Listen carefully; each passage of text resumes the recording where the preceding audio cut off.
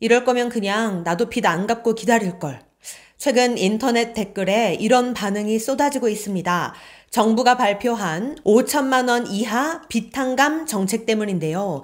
갑자기 나라에서 이 빚을 탕감해준다고 하니까 빚에 허덕이며 어렵게 생계를 유지하던 분들께는 숨통이 트일 수 있는 희소식인데 반해 그동안 빚을 열심히 갚아온 사람들은 억울해하는 상황입니다.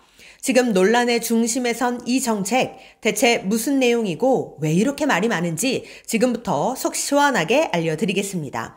또한 영상 끝까지 보시고 우리 시니어님들의 의견도 댓글로 자유롭게 남겨주시기 바랍니다. 그럼 구독, 좋아요, 알림 설정과 함께 시작하겠습니다.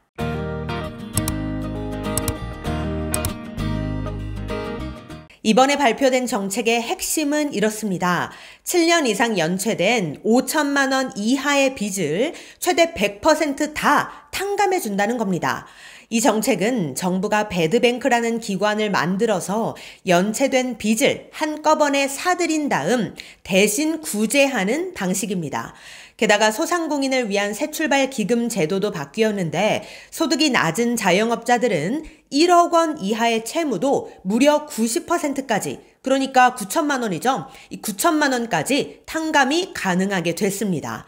한마디로 고금리 기간 동안 누적된 못 갚은 빚, 이제는 좀 덜어줄게 라는 취지인 겁니다. 구체적인 내용도 궁금하시죠? 도대체 얼마나 대신 갚아준다는 건지, 또 어떻게 갚아준다는 건지, 내 거는 갚아주는지, 그 내용은 이렇습니다. 채무조정 패키지의 총 수혜 예상자는 약 143만 명이며 1조 4천억 원이 투입될 예정인데요. 143만 명이면 꽤 많은 분들이 혜택을 받을 수 있는 겁니다. 여기에는 세 가지 주요 제도가 포함되어 있는데요. 우선 첫 번째, 장기 연체 채권 채무 조정 프로그램입니다. 대상은 7년 이상 연체된 5천만 원 이하의 개인 무담보 채권입니다. 지원 방식은 두 가지로 나뉘는데요. 중위소득 60% 이하이면서 처분 가능한 재산이 없는 경우 5천만 원까지 빚을 탕감해 줍니다. 또한 상환 능력이 현저히 부족한 경우엔 원금 80% 감면과 분할 상환 10년을 지원합니다. 113만 명이 대상이고 4천억 원 투입될 예정입니다. 두 번째는 새출발기금 제도 개선인데요. 대상은 중위소득 60% 이하의 저소득 소상공인 무담보 채무입니다. 지원 내용은 채무 원금의 90% 감면, 최대 20년 분할 상환입니다. 또한 24년 12월부터 25년 6월에 신규 창업한 사람들도 신청이 가능하도록 이 대상도 더 확대됐습니다. 심지어 기존엔 업종 제한이 있었는데 이제는 부동산 임대업, 전문직, 도박 사행성 업종까지 다 포함이 되면서 업종 제한도 사라졌습니다.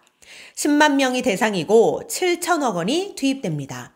그런데 이렇게 되면 성실하게 빚 갚은 사람들만 억울하겠죠. 그래서 세 번째, 이 정책 자금을 성실하게 상환 중인 취약 소상공인을 위한 성실회복 프로그램도 있습니다. 기존에 성실하게 상환 중인 사람 중 경영 위기자에게는 분할 상환, 7년 플러스 이자 지원 1%포인트를 지원하고 폐업한 기업에게는 분할 상환 15년 플러스 우대금리 2.7%를 지원합니다. 19만 명이 대상이고요. 3천억 원 지원합니다. 그런데 문제는 여기서 시작됩니다. 바로 성실하게 빚을 갚아온 사람들. 나는 힘들어도 밤낮으로 일해서 다 갚았는데 안 갚고 버틴 사람한테 탕감을 해준다고?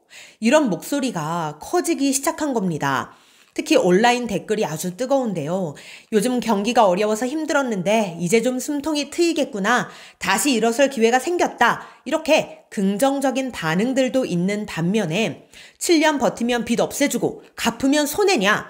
도덕적 해이 그 자체다. 다음부터는 나도 대출받고 안 갚고 기다리겠다. 이렇게 정책 형평성에 대한 비판 또한 아주 거셌습니다. 물론 정부는 다 이유가 있습니다. 코로나19와 경기 침체로 빚이 쌓인 서민들, 특히 자영업자와 소상공인들을 살려야 한다. 그래서 채무를 일부 덜어주고 다시 경제활동에 나설 수 있게 하겠다는 건데요. 그리고 실제로도 소득이 적은 약 143만 명이 이번 정책으로 혜택을 볼 것으로 예상이 됩니다. 그런데 이에 대해 일부 네티즌들은 또 이런 질문을 합니다. 왜 나라가 개인의 빚을 대신 갚아줘야 하죠? 전문가들은 이 정책이 단기적으로는 괜찮아 보일 수 있지만 장기적으로는 도덕적 해이, 즉 책임 회피를 부를 수 있다고 경고하는데요.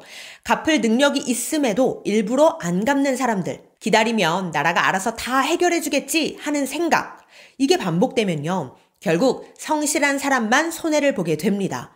정책에 대한 신뢰도도 떨어지고요. 국가 재정, 즉 세금도 부담이 늘어납니다. 버티면 면제, 갚으면 손해. 이런 사회적 신호가 계속되면 무너지는 건 채무가 아니라 제도라는 거죠. 그럼 대안은 뭘까요? 정부도 고민을 해봐야 합니다. 단순히 빚을 없애주는 게 아니라 다시 일어나서 경제활동을 할 수 있도록 재기 프로그램, 직업 교육, 자립 지원 등을 함께 묶어서 진행해야 한다는 의견이 많습니다.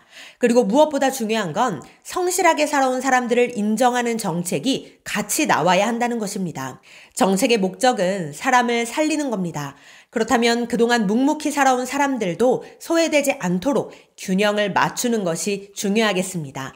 이번 채무조정 정책에 대한 우리 시니어님들의 생각은 어떠신지 댓글로 자유롭게 남겨주시기 바랍니다. 오늘 영상이 도움이 되셨다면 구독, 좋아요, 알림 설정 부탁드리고요. 다음 영상에서 더 깊이 있는 정보로 찾아올게요. 감사합니다.